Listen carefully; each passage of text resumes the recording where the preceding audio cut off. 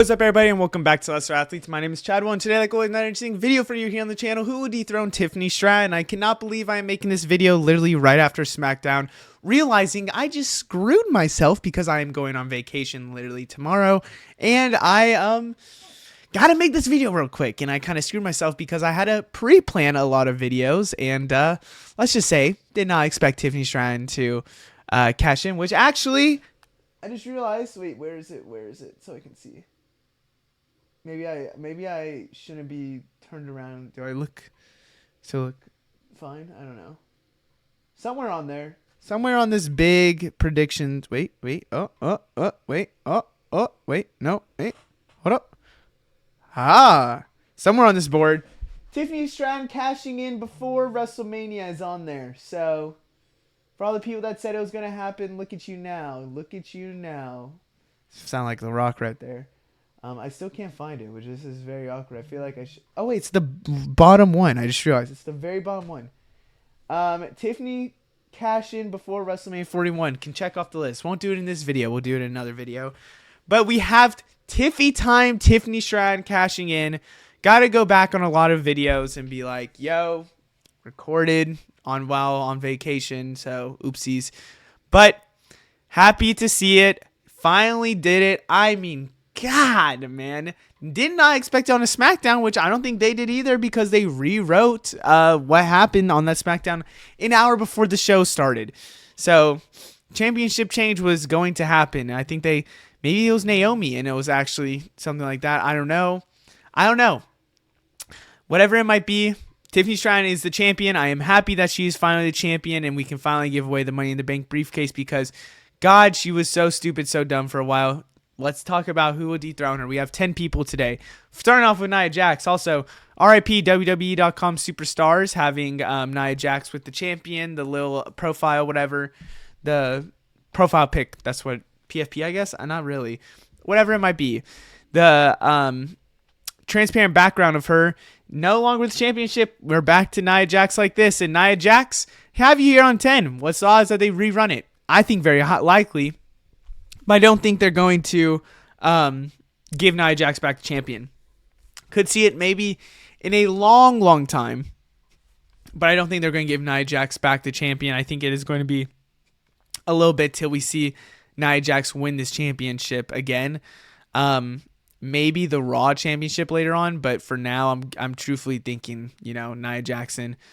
Tiffany Stratton's going to take a little bit of a break. Up next, we have Becky Lynch here. Becky Lynch is an interesting case because I don't know if Becky Lynch... I think she's staying on Raw. I don't think she's going to SmackDown, but maybe throughout a draft, she goes to SmackDown, whatever it might be.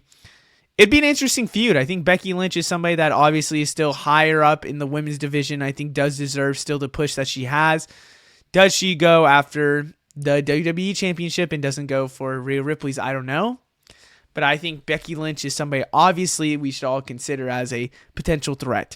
And I don't think the threats are going to get as big until we probably get into the top 5. So some of these you might be like, it's not really going to happen, let's be honest here. But we still got to mention them. Number 8 on this list is Bayley. I think Bayley is in this weird area where I don't know where and how Bayley will go. Will Bayley be... going for championships? Will she go to Raw maybe for a championship? There's something about Bayley right now that's just kind of in this gray area where I don't know what's going to happen. Maybe it's her going for a mid-card title so that she can maybe elevate that. I don't know. Bayley's right now in this middle of the pack area for me, and I just don't know where her direction is. Is it something with this whole Jade Cargill storyline? Is it something with that? I don't know. I really don't. And I think Bayley going after this championship is not going to be a huge thing. I don't think that they should do it. I think it should take some time before we get it. And there should be some meaning. I don't think, truthfully, anyone, this is spoiling a little bit, anyone on the SmackDown roster right now, it's hard to say Tiffany Stratton will lose to any one of them. So, same with even Raw a little bit. I mean, it's hard to say who will go after Tiffany Stratton and win this championship right away. And this is just like, I'm literally recording like right after SmackDown, so this is just thoughts right after, because there's so many different ways you can go Tiffany Stratton with this belt. But Bayley should be someone she defends next to, but shouldn't lose to. Up next, we have Naomi. man, I was hoping Naomi would have won the match and then get cashed in on, or something like that. Like Nia Jax is about to win the match. Tiffany Stratton hits her with the briefcase. Tiffany Stratton or Naomi wins and gets the belt and then gets cashed in on Tiffany Stratton, really making Naomi that get mad and worse, and then maybe she comes heel. I was hoping that's the route they were going. Didn't happen. Nia retained. And I understand because you want Tiffany to pin Nia. That's understandable. But God almighty, can we get a Naomi push in 2025? Please. I thought, and I was going to cope so hard. If Naomi was going to win that championship, I was going to say that was technically the push she got. And I could write off the board. But I'm not going to. I still don't think that there's a big push right now for Naomi. Hopefully in the future. Up next, we have Roxanne Perez. I think this is 6. This is where we're getting to, I could actually see something. Roxanne Perez, I think, deserves to go for a mid-card before she goes for the top title, honestly. But Roxanne Perez, and even a lot of them on NXT, I feel like there is something where you could, like, push one of them. Like, I think Julia, Stephanie Vauquier, maybe Jordan Grace when she comes. Maybe that's a different case with the mid-card title. There's a thing that you could do where they could debut and be a threat immediately if you do it right. And I think Roxanne Perez is one of them, but I think it's more likely the mid-card title with Chelsea Green rather than the main title with Tiffany Stratton. I think it's going to take some time. So does Roxanne Perez debut and immediately go after it? We'll see. Or does she have a Braun Breaker run? I think it's more likely she goes for the mid-card title. And I don't think that she goes for this title, but starting here at number 5 is when I think we start getting to actual competitors. Liv Morgan's an interesting one. I'm expecting, and I think I'm uploading this before. Yeah, I'm uploading this before Raw on SmackDown, or Raw on SmackDown, Raw on Netflix. And I expect Liv Morgan to lose the championship. Now, Liv Morgan's an interesting case because I could see a way where Liv goes to SmackDown in the draft. And Liv and Tiffany would be a feud I'd be interested in. I think, and also, let's talk about this first. Is Tiffany Stratton a babyface or a heel still?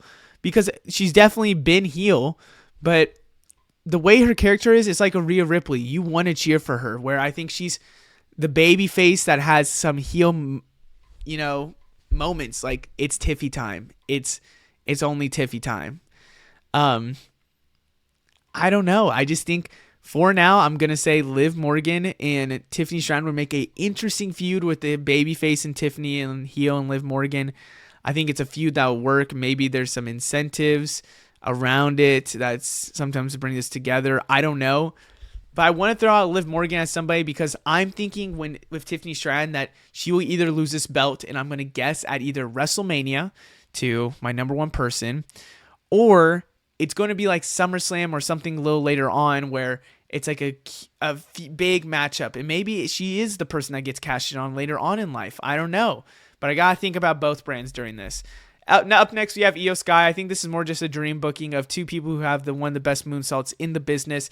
Iyo Sky, Tiffany Stratton would be a feud I'd be interested in.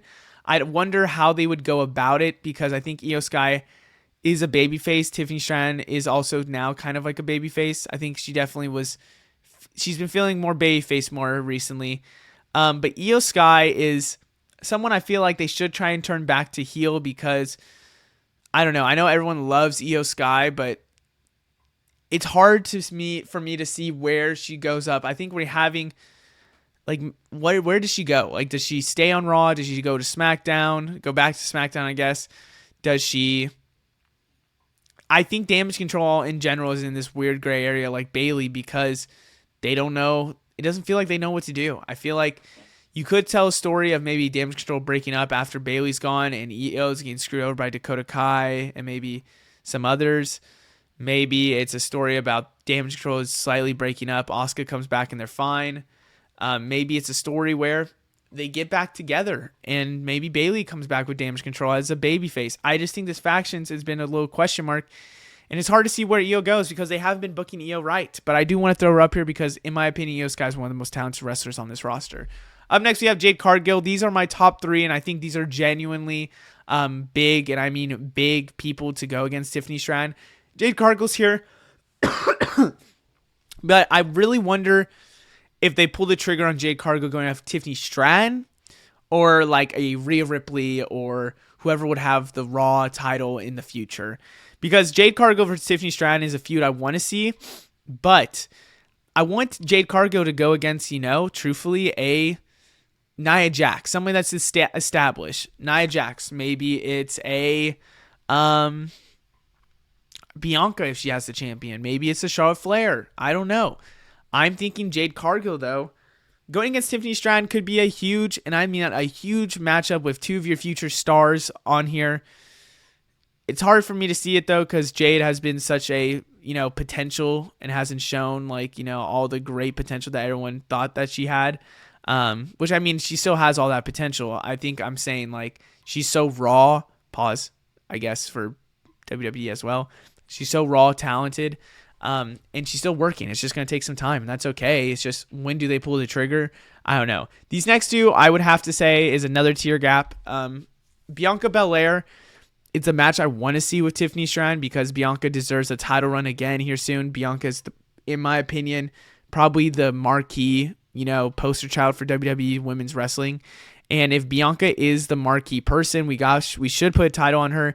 Now, I want it to be against Rhea Ripley, against Bianca, but it'd be interesting to see where they go with Tiffany Stratton because I'm just going to jump to my number one. I think it's Charlotte Flair. I think the matchup we've all wanted to see, and everyone's been predicting this literally since last year, was Charlotte Flair and Tiffany Stratton.